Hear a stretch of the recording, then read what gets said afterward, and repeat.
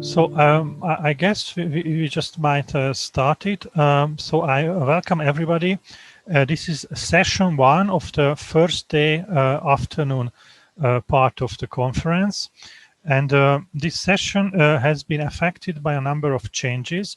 Our original first speaker was regrettably cancelled. And instead, we have speaker Fabián Portillo Palma, in the first position, who was originally in the morning session, which got cancelled in its entirety. And this might sound a bit complicated, but all the other 3 participants remained in the same position, in case some of you in the audience might want to hop between the sessions. So our first speaker today is Fabián Portillo Palma. I apologize if I mispronounce this name. The title of his presentation is Isolation and Loneliness as Categories of Social Being, Arendt on the Origin of Totalitarian Movements. He described himself as a young researcher who is interested in the intersection of the early Frankfurt School and phenomenology, with a special attention to the philosophy of history, and also including, of course, unsurprisingly, Heidegger as a phenomenologist. I find this very exciting and promising, and I am keen to hear his presentation today. So, Fabián, the floor is yours. Microphone. Thank you. First of all, I want to say thank you for the opportunity to take part in this conference. I must also say that I am a bit sick, so my voice is a bit going and coming. So if it is going, it will be probably not because of the internet connection. So since my presentation, since everyone knows already more or less who am I want to start directly with my paper, and that I prepare a brief PowerPoint. I don't know if you can see now. Yes, it will be only. Thank you. Okay, it will be only to follow a bit what I will be saying, and as it was already said, my presentation has as title Isolation and Loneliness as Categories of Social Being, Arendt and the Origin of Totalitarian Movements. And this presentation lies on a fundamental intuition. As such, it should be understood. What I am to elaborate today is not an usual academic paper, but rather an expression of the previously mentioned intuition. What is indeed the content of such intuition? That the rise of discriminatory nationalist and racist movements in Europe, especially, but not exclusively, is linked to the generalization of certain fundamental experience that do not lay excessively apart from that of the first half of the past century. I am more specifically referring to the experiences that led to the totalitarian domination suffered by the people of Europe and the entire world after the collapse of the, so to speak, classic bourgeois world that was prior World War I, and the nuclear division of the world after the defeat of German totalitarianism. The referred experience will be reflected with the help of the theoretical insights provided by Hannah Arendt's magnificent work, The Origin of Totalitarianism, published first in 1951. Arendt bases her well-documented and philosophically relevant understanding of the entire phenomenon of totalitarianism on an essential experience which prepares masses for totalitarian domination of their own life. This experience has two phases. On the one hand is the experience of isolation related intimately with the impossibility or incapacity for praxis, and on the other hand, the experience of loneliness, which is in its case linked to the phenomena of superfluousness and uprootedness. Only a human community where loneliness exists, combined with superfluousness, uprootedness, and isolation, together with incapacity for praxis, can be subjected to totalitarian domination, as these are fundamental experiences for its existence. That experience is therefore not an exogenous phenomenon to humankind, but rather something that began within and grew up with the human community. The two left to such a collective existence, which is based on the experience of loneliness, says Arendt, is logical thinking, whose criteria of truth is the self-evidence of one's own deductive thinking. These hallmarks define what for the German philosopher are the fundamental basis of the political and social phenomenon of totalitarianism. Okay. Go further. I will start with the first part of my exposition that I entitled as Beyond the Malfunction of Human Understanding. Totalitarian tendencies are based on a certain form of dwelling in the world. And here, I will start saying that the choice of Hannah Arendt's work, among others that are also busy with such a topic, based on the understanding that her analysis provides a better basis to understand what is it about when we talk about totalitarian tendencies or totalitarianism.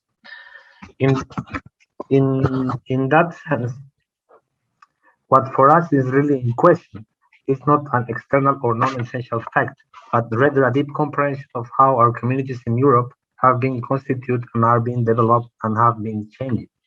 We stand explicitly against such discourses that try to understand the strength of reactionary movements, like like we can count in many of the countries in Europe, as well as the blossoming of pseudo-scientific worldviews such as flat earthers, Koadenka, or anti-vaccine movements, among others, by appealing to a neglect of the abilities of human understanding. That is the case, for example, of some positions that are intimately linked to the liberal and social liberal establishment. That claim that the reason that explains the current situation is disinformation, the culture of quick consumption, even of cultural goods, and clickbait, and the lower rates among the young population of reading comprehension. This is partially true, but in its essence is inaccurate. We hold the position that only a society whose community is based on a certain fundamental experience can face with such tendencies, events, and so on, only because our communities are related to a world in a specific and pre-ideological way can those studies be really understood, or at least can they constitute philosophically relevant information. Moreover, this is the case of some classical Marxist or rather social democratic interpretation of the current situation. They do not see the polluted situation of cultural and political life as the cause, but rather the alienation of the masses as the real origin of this counter-revolutionary tendency. We must concede again that such an account is partly true, but we cannot, however, accept the whole diagnosis. It is true that the conditions imposed by neoliberal capitalism has made alienation of the workers more severe in all sense, independently of which type of labor they may perform. We cannot ensure, however, that an improvement of the working conditions as well as a transformation of working relations, can change the attitude of the lower social stratum to those new nationalist movements. Working masses welcome in many countries such movements are part themselves of those conspiracy paranoid groups, not because they were under the control of a certain ideology, but rather because they were facing some particular experiences in their everyday life. For us, they did and are doing because their fundamental human experience is dominated by some of the elements that are associated with totalitarian domination. Therefore, we can only agree with those socialist-oriented thinkers who find in the radical transformation of the place of human beings in this world the only way to prevent such revivals born in those dark times. Hannah Arendt's description of the origins of totalitarianism seems to be a hopeful path for real thinking regarding the phenomenon in question.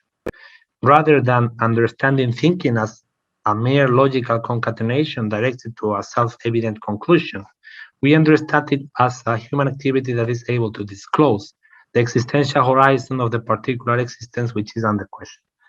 In that sense, Arendt's approach is able to grasp a deeper understanding of where the origin of such phenomenon can be found, which is anywhere else than in the human condition as such, and therefore making it possible to inquire about how nowadays it can appear again if the conditions are present.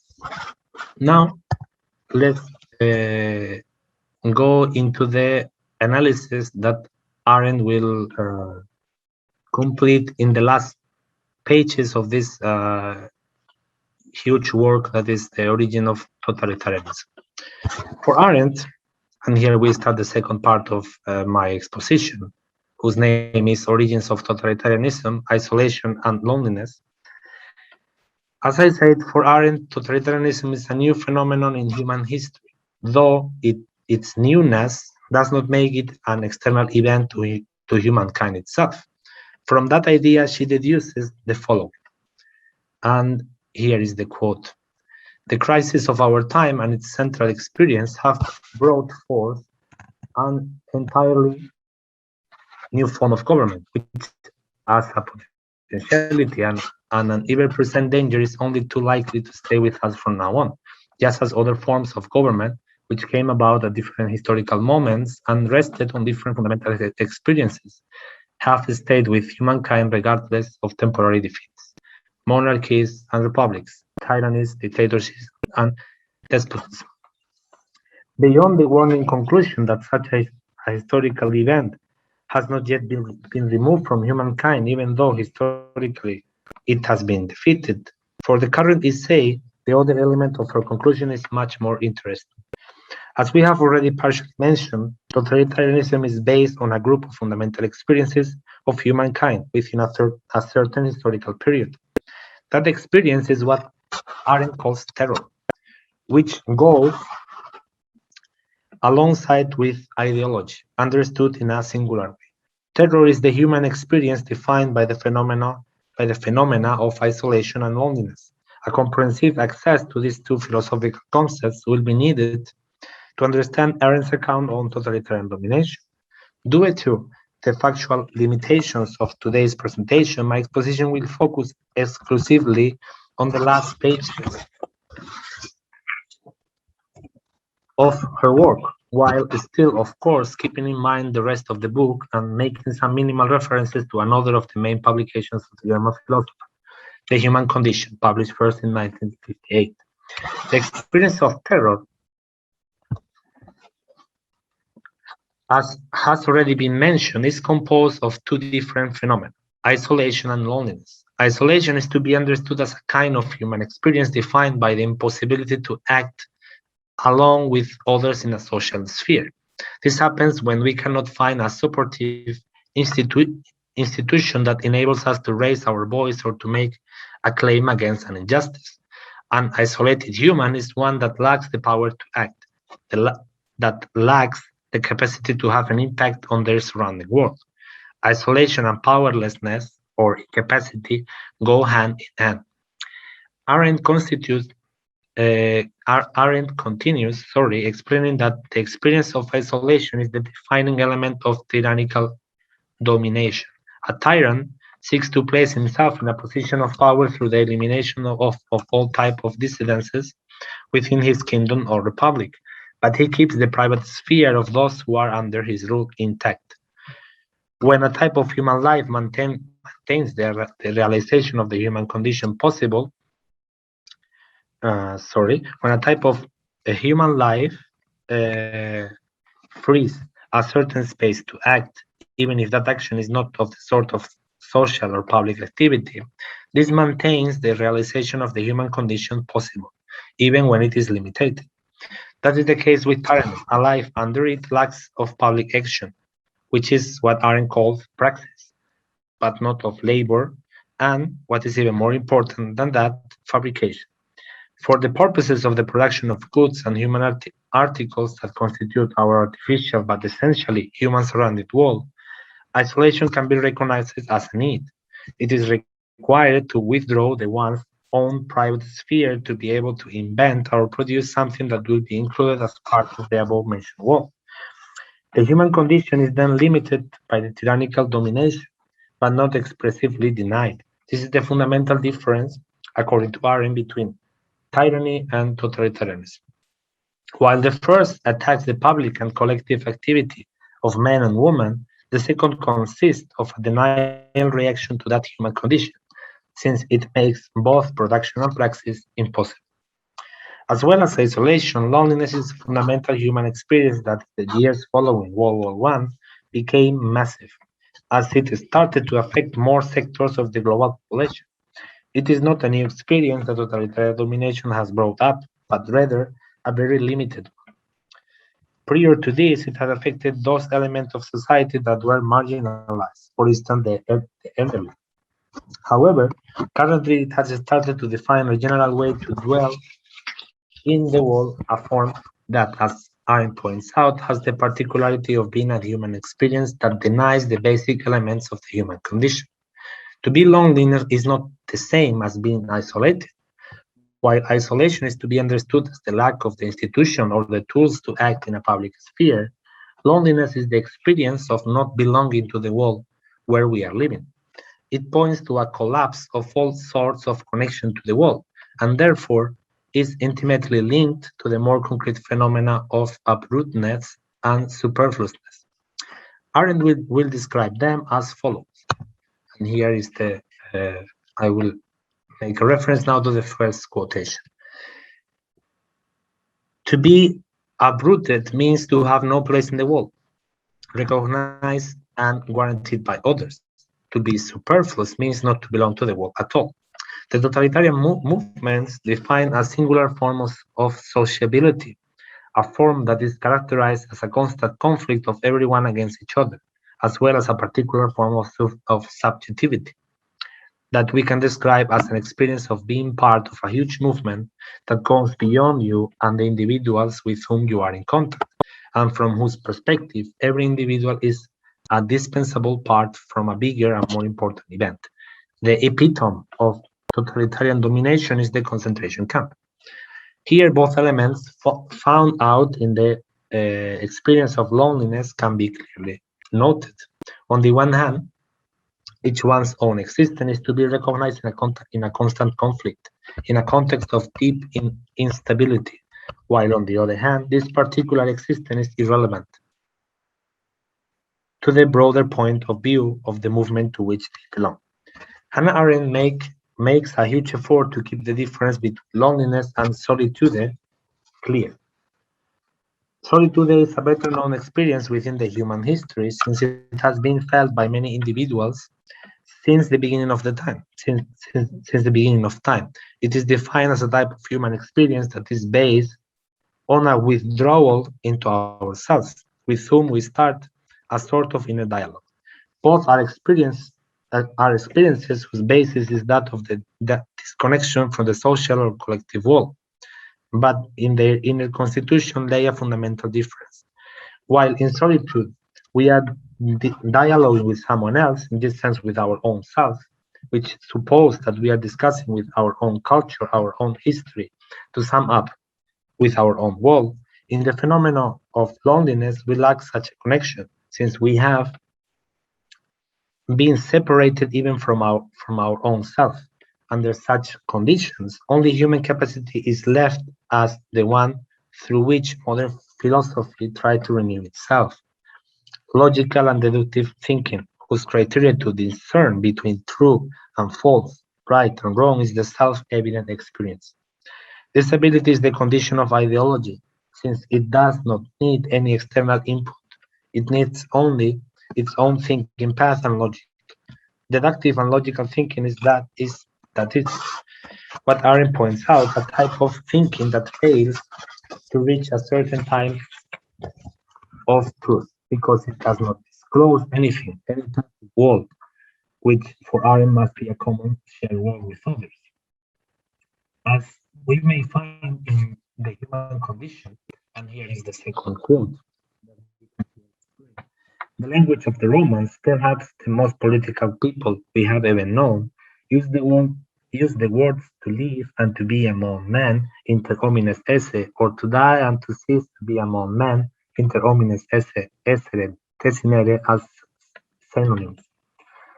Ideology is therefore to be seen not as a malfunction of human understanding or a combination of lies that, because of one reason or another, has a great effect on human communities, but rather as, and here I will quote again Arendt, the result of their atomization, of their loss of social status, along with which they lost the whole sector of communal relationship in whose framework common sense makes sense.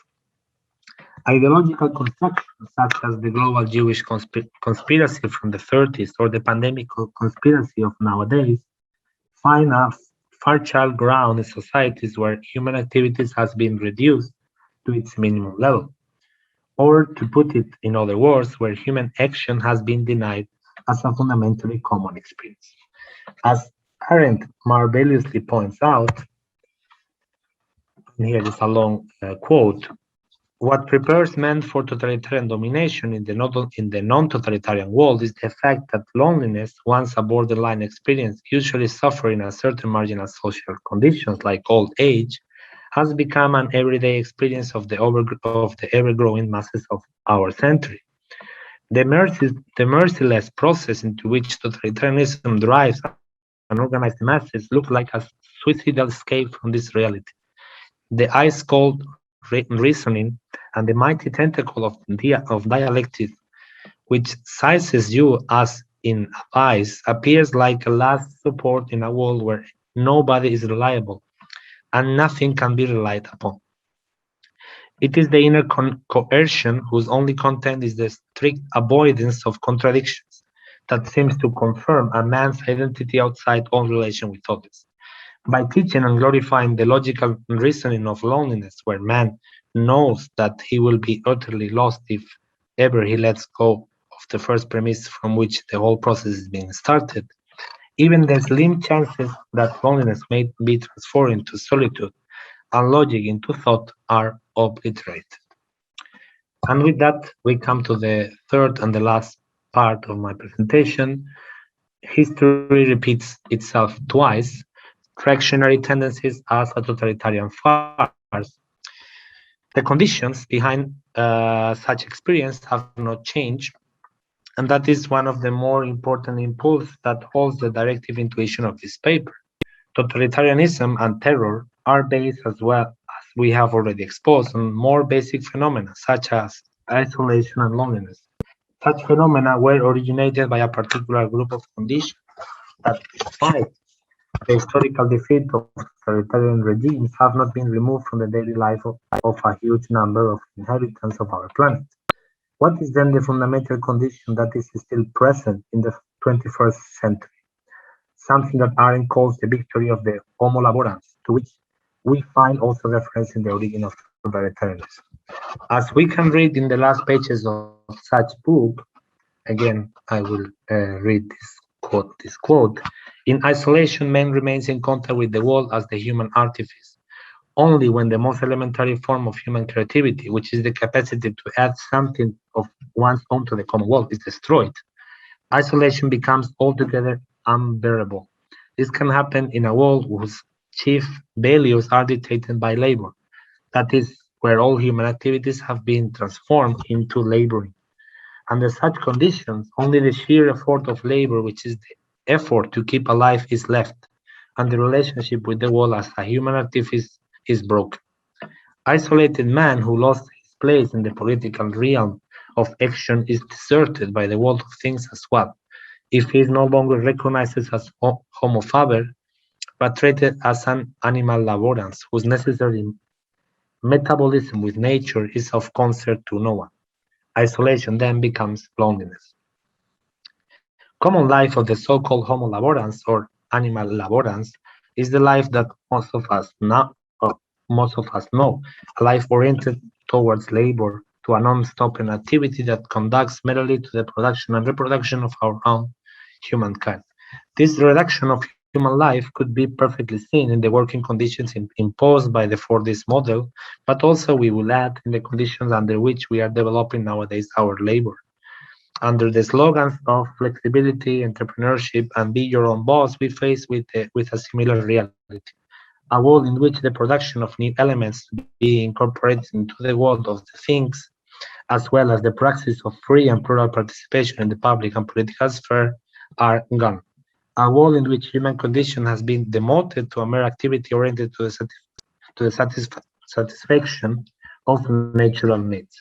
In other words, individuals have been stripped from a shared world where they can be an active part, not only as political subjects, but also as cultural agents. In such a situation, what overcomes them is a deep feeling of loneliness and isolation that raise new totalitarian tendencies. As it happened in the 1930s, these totalitarian movements grow alongside a variety of pseudo-theories that aim to explain the living conditions through conspiracy elements, such as what is happening today with the loss of European identity due to the so-called migration crisis, or with the anti-vaccine and COVID skeptical speeches. Where do they find a fertile ground? Specifically, the fact that the only human activities left under the current conditions of human life are two that can only be performed alone: deductive and logical thinking, that in itself, at least for Arendt, is a denial of thinking as such, and laboring, which does not need anyone else since it is oriented to one's personal survival. Liberal positions regarding the phenomenon of new reactionary movements are, as we have mentioned at the beginning of this presentation, partially correct when they address that the problematic origin lies in the pauperization of the comprehensive capacity of people together with polluted source of information. However, such an impoverishment is unconceivable without a deeper look into the sphere of pre-theoretical experience.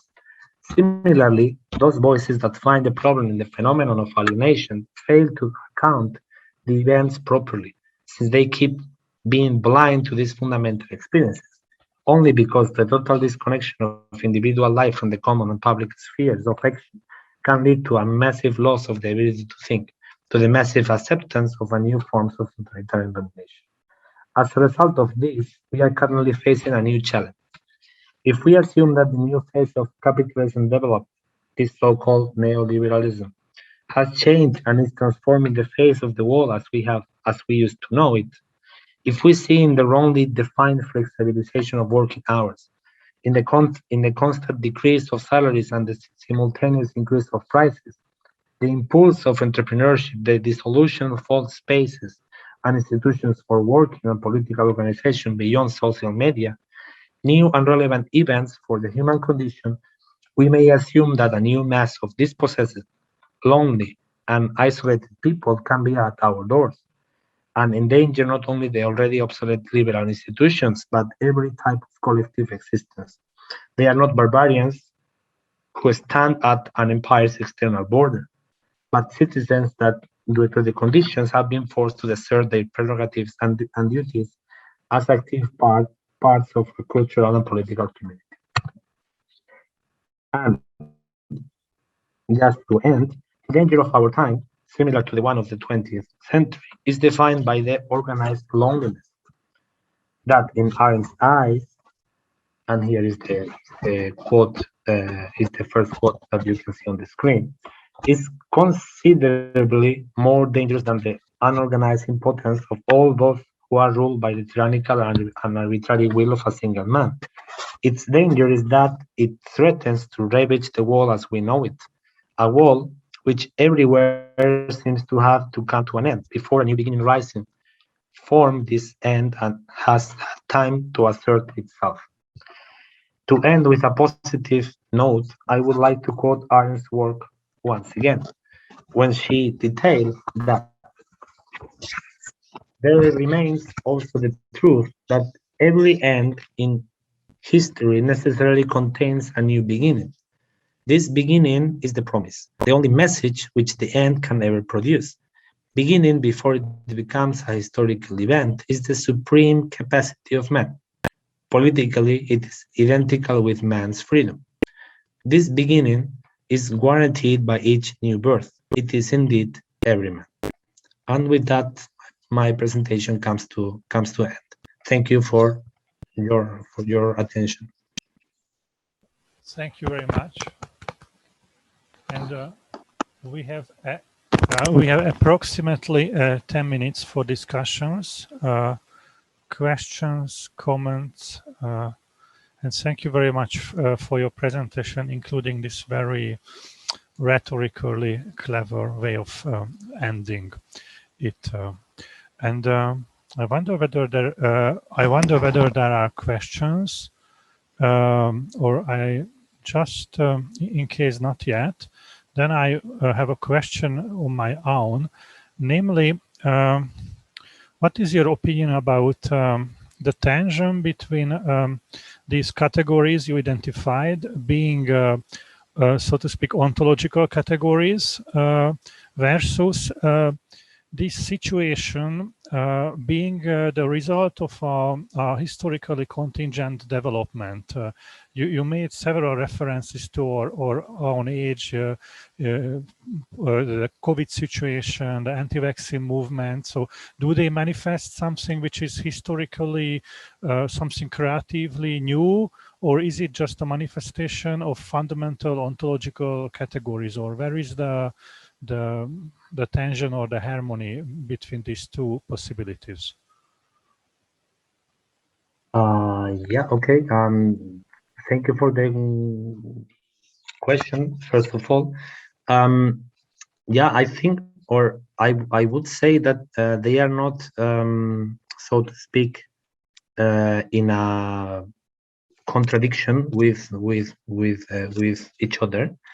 I think that, for example, authors like Arendt or Heidegger or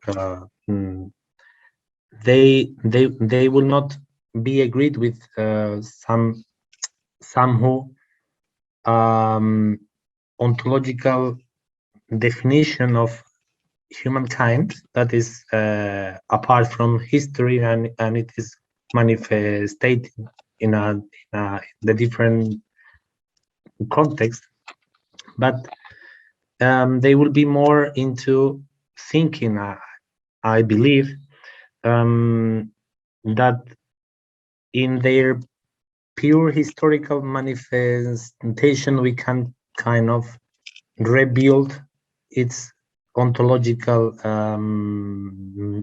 meaning, and in that sense I find it so interesting what Arendt tries to do in this book, saying like, okay, the time of Nazism or Stalinism has gone, but let's keep ourselves in some situation prepared, because a new form of that may come. It will not repeat in the same way, of course, but since the conditions may be similar, since the condition may look alike, or even we can we can say that the conditions didn't change. Yeah, we need to be ready for a reborn or for a blossom of such aspects. I don't know if I have if I could answer your question. Thank you. I will think about this way of harmonizing them. Thank you very much.